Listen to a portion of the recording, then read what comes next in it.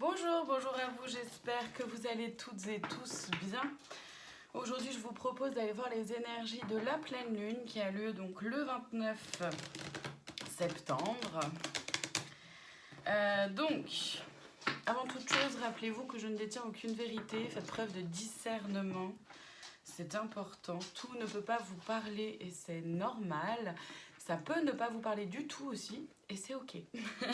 Donc faites preuve de discernement et ne prenez que ce qui résonne en vous, c'est-à-dire que ce qui fait écho avec ce qui se passe pour vous, en vous, mais aussi dans votre vie.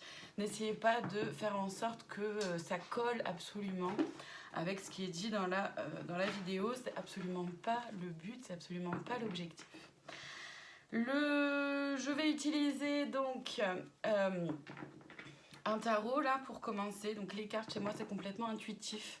Ça veut dire que je ne suis pas tarologue, je ne suis pas cartomancienne, je ne suis pas voyante non plus. Les cartes en fait et le tarot me servent de support simplement.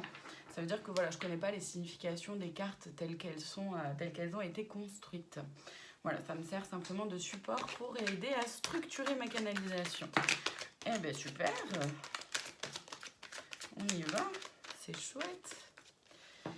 Alors par contre, juste avant que je regarde les cartes, il y a quand même déjà un message qui est là.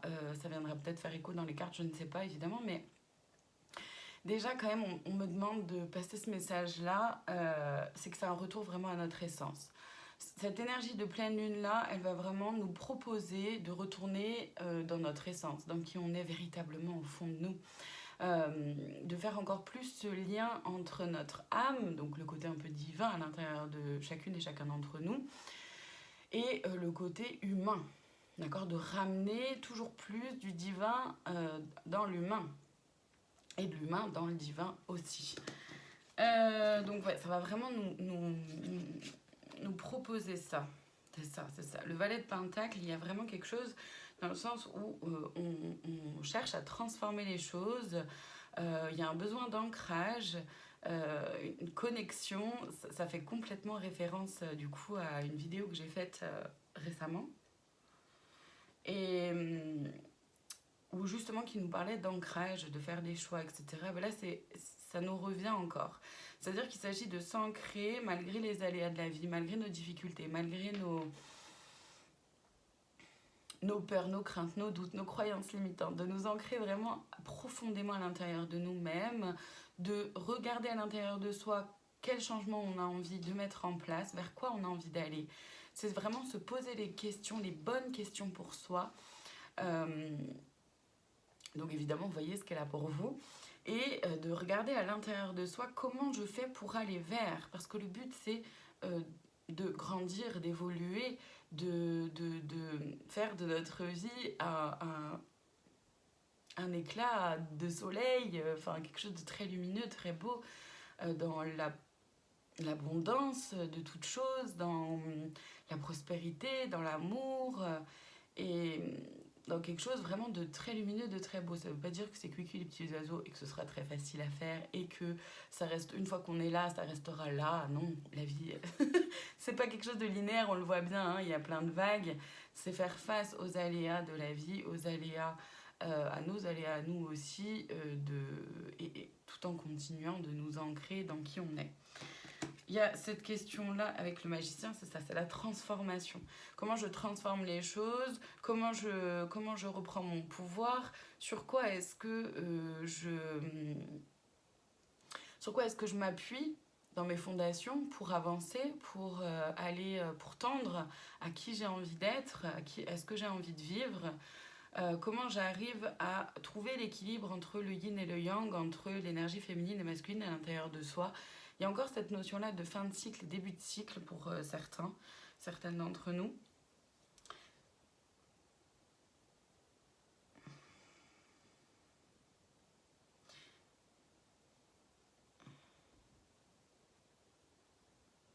Oui, c'est choisir ses combats, c'est apprendre de notre passé, de nos connaissances, comment on apprend en fait de tout notre parcours de vie, de tout notre chemin, et quelles leçons on en tire, qu'est-ce qu'on garde du passé qui nous a servi, qui nous a été utile et qui aujourd'hui continue à l'être, et de quoi est-ce qu'on se libère, de quoi est-ce qu'on se détache petit à petit, parce qu'à un moment de notre vie, à un moment donné de notre vie, ça a été très utile,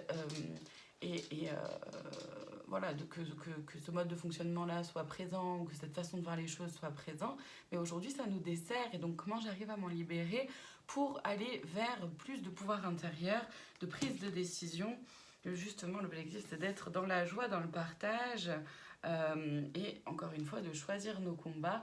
Donc là on est quand même avec un bâton, on n'est pas avec une épée, donc c'est quand même quelque chose d'un peu plus doux, dans le sens où l'objectif, le but là, vraiment ce qu'on nous propose dans ces énergies là de la pleine lune, c'est reprendre son pouvoir encore plus, toujours plus, d'avancer sur son chemin, de ne pas se laisser attraper par nos peurs, nos doutes, nos craintes, nos croyances limitantes, par le regard des autres, par ce que les autres vont penser, se libérer de tout ça, et de prendre, de prendre son parti à soi, et d'oser avancer, même si c'est un peu, dans un premier temps, branquinolant, je sais pas trop si c'est ce mot-là, mais en gros, c'est pas hyper stable dans un premier temps, c'est pas hyper...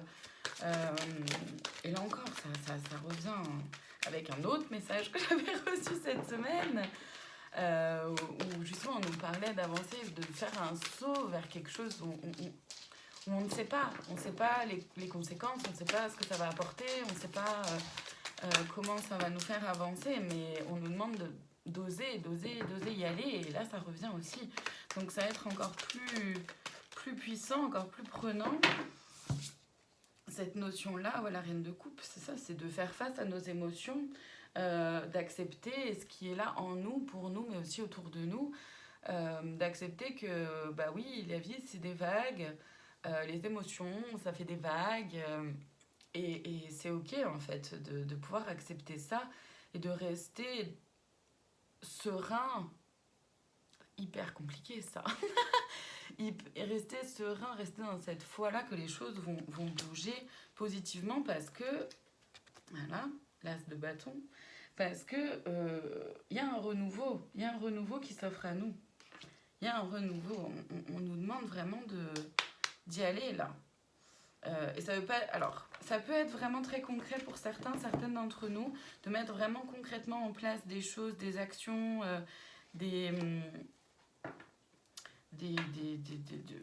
oui, bref, de mettre quelque chose de très concret en place. Pour d'autres, c'est un peu plus intérieur, de se poser vraiment les questions, d'accepter de se remettre en question, d'accepter de voir s'il y a des schémas qui se répètent, d'accepter de voir notre part d'ombre aussi, ce qui n'est pas simple, c'est une évidence, d'accepter de comprendre que les choses ne vont pas se faire en un claquement de doigts. Ça marche pas comme ça. Et que oui, c'est pas facile, et ça demande énormément de courage d'oser se voir soi tel que l'on est, dans sa part d'ombre, dans sa part de lumière, d'accepter aussi que toutes nos qualités ont des défauts, et tous nos défauts ont des qualités aussi, qu'il y a un peu cette forme de dualité, cette coexistence des deux à l'intérieur de toute chose. Je demande les défis, donc il y en a plein, il y a beaucoup de cartes qui sont tombées. Donc pareil, les défis, tous les défis ne peuvent pas vous parler. Les défis qui vont nous être proposés d'être relevés là pendant cette pleine lune, ces énergies de pleine lune. Donc tout ne peut pas vous parler dans les défis, d'accord? Voyez, encore une fois, faites preuve de discernement, et ne prenez vraiment que ce qui résonne, et que si ça résonne. Alors on a quoi? La peur de l'engagement et les relations répétitives. Bah, là encore, ça tombe, et ça revient à ce que on disait tout à l'heure. On peut avoir peur justement par rapport au fait de franchir ce cap, de sauter ce pas-là. On peut avoir peur de s'engager pour nous-mêmes, parce qu'on ne sait pas où on va, parce qu'on n'est pas sûr de soi, parce que... Et c'est humain, c'est normal. Voilà, vous flagellez pas par rapport à ça. Seulement, le plus important, c'est d'en avoir conscience, vraiment d'en prendre conscience. On peut avoir peur de cet engagement-là envers soi-même, d'en prendre conscience, et de pouvoir se questionner, de relativiser un peu, de prendre un peu de recul par rapport à ça, pour se dire, ok, ok, je vois que j'ai peur là de m'engager pour moi. Comment est-ce que je peux rendre les choses un peu plus douces? Comment est-ce que je peux atténuer un peu cette peur? Est-ce que cette peur a vraiment lieu d'être telle qu'elle me se montre énorme, à prendre toute la place? Ou est-ce que en relativisant, en prenant un peu de recul, j'arrive un peu à l'atténuer en la calmant, en l'apaisant, en apaisant aussi mon enfant intérieur, de se dire, ok, là, c'est pour moi que je fais ça. Et ma vie, bah, il n'y a que moi qui peux décider de ce qui se passe dans cette vie-là, au sein de ma vie. Il n'y a que moi qui peux la construire telle que j'ai envie qu'elle se construise. C'est aussi se rappeler que il n'y a que vous qui puissiez savoir ce qu'il y a de bon pour vous et comment bah, vous mettez en place les choses pour aller vers ce qui vous va. Donc attention aux relations répétitives. Donc les relations, c'est dans tous les domaines de votre vie, c'est pas que au niveau sentimental, mais évidemment ça peut l'être. Ça peut être aussi au niveau amical, familial et même au niveau du professionnel aussi. Comment est-ce que dans les relations, il y a des choses qui se répètent et quelles leçons il y a à en tirer? Parce que si ça se répète, c'est qu'il y a des choses que je n'ai toujours pas comprises, d'accord? Donc vigilance à ça. On a quoi? Nettoyage émotionnel, donc voilà, émotionnellement, ça va être un peu puissant, ça risque de bouger un peu. Il y a la lithothérapie qui est arrivée, mais moi je le prends vraiment par rapport au cœur, accepter que notre cœur est au centre de toute chose, l'amour est au centre de toute chose, se doit d'être au centre de notre vie, et forcément ça amène des changements, des cycles. Encore une fois, c'est pas quelque chose de linéaire. Et ça, c'est pas forcément simple non plus d'accepter, de l'accepter pour tout le monde. Vous voyez ce qu'elle a pour vous. On a quoi? On a la colère. Il peut y avoir pas mal de colère encore bloquée à l'intérieur de certaines personnes ici. Voyez comment vous pouvez extérioriser cette colère de façon saine. Donc ça veut dire évidemment de ne pas la mettre en pleine face de quelqu'un, mais bien de pouvoir l'extérioriser parce que de la laisser vivre, c'est important, de comprendre ce qu'elle vient de nous dire, cette colère-là. Pourquoi est-ce que je suis en colère? Pourquoi est-ce que je ressens de la colère? Est-ce que c'est parce que j'ai l'impression de m'être fait avoir? Est-ce que c'est en lien avec une blessure de trahison, d'abandon, d'humiliation? Vous voyez ce qu'elle a pour vous toujours? Il y en a plein d'autres, évidemment, des blessures. Sinon, c'est pas drôle. Et voyez comment vous pouvez prendre conscience de ce que vient vous dire cette colère-là et l'extérioriser de façon saine, d'une façon créative. Donc, voyez comment vous pouvez faire. Il y a un besoin effectivement par rapport au cœur, donc ça vient complètement en lien avec ce qu'on a dit, de pouvoir adoucir notre cœur, voire faire un soin au niveau du chakra du cœur. Voyez ce qu'elle a pour vous. Le lien à la mère est sorti, donc le lien à la mère, ça peut être autant, oui, des blessures liées à votre maman, comme ça peut aussi être, évidemment, le lien à votre énergie féminine à l'intérieur de vous. Qu'on soit homme ou femme, on a toutes et tous une énergie féminine et masculine à l'intérieur de soi. L'énergie féminine, c'est vraiment en lien avec la relation de soi à soi. Comment je m'aime et je m'accepte, comment je respecte mes besoins ou pas, comment je me fais confiance dans mon intuition, comment je fais confiance aussi à mes idées, à mes projets, à mes aspirations. Et c'est aussi la relation aux femmes de ma vie. Comment je rentre en relation avec les femmes, comment ces relations-là se font en fait. Voilà. Voyez ce qu'elle a pour vous. On a les blessures de l'enfance, donc effectivement par rapport à l'émotionnel, tout ça, il y a des blessures de l'enfance qui peuvent revenir, qui peuvent remonter. Prenez le temps de prendre note de tout ça. C'est rigolo parce qu'on a beaucoup de cartes qui ressortent d'une vidéo que j'avais faite, mais alors je me souviens plus laquelle. Enfin bref, on s'en fout, mais voilà, je trouve ça rigolo juste. Et encore cette peur de faire le mauvais choix, il y a cette peur de ne pas être au bon endroit, peur de se tromper. Rappelez-vous que se tromper, c'est grandir, c'est évoluer tant qu'on en apprend des leçons. C'est comme pour les schémas répétitifs, c'est exactement la même chose. Donc, essayez. C'est tout, essayez.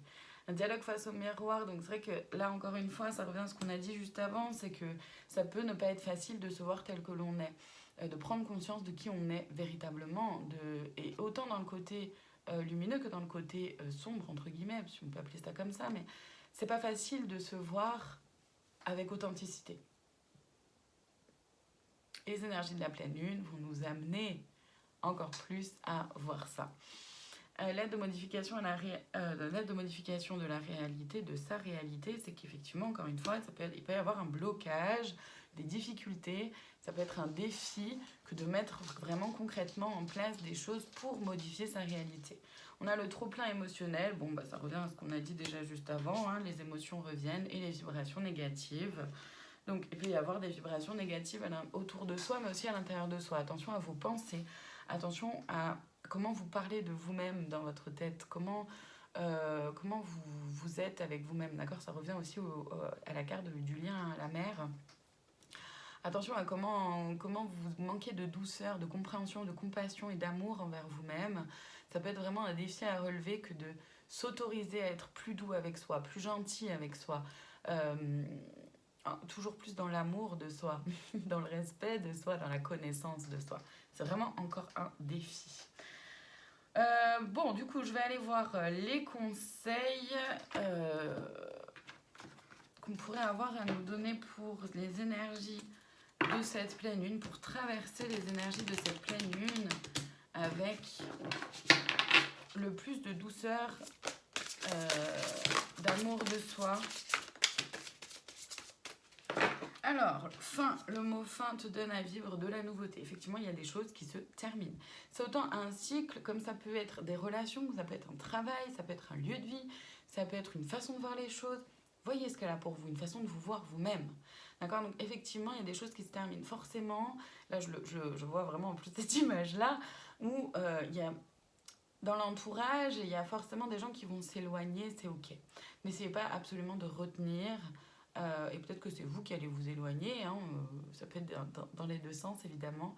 N'essayez pas de retenir ce mouvement-là, c'est simplement que ça ne vibre plus sur la même fréquence. C'est tout. Ça ne veut pas dire qu'il doit y avoir de l'animosité, de la colère, de la rancœur.